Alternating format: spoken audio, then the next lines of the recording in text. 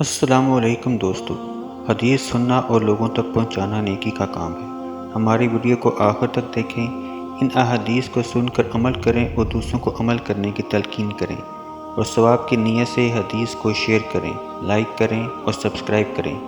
तो चलें हदीस सुनते हैं। इब्न उमर ने फरमाया कि रसूलुल्लाह सल्लल्लाहु अलैहि वसल्लम ने फरमाया, इस्लाम का कसर 5 स्तूनों पर बनाया गया है। इस बात की शहादत देना कि अल्लाह के सिवा कोई माबूद नहीं है, वो ये कि मोहम्मद अल्लाह के रसूल हैं, नमाज पढ़ना, ज़कात देना, हज करना, रमज़ान के रोज़े रखना।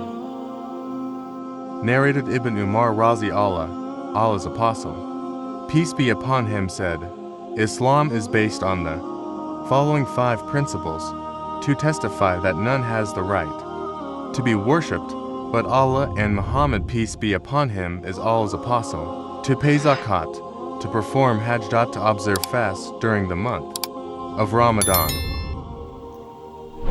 दोस्तों, अगर आप मज़ीद अहादीस सुनना चाहते हैं तो हमारे चैनल को सब्सक्राइब करें, लाइक करें और अपने दोस्तों के साथ शेयर करें ताकि आप मज़ीद सवाब हासिल कर सकें। शुक्रिया।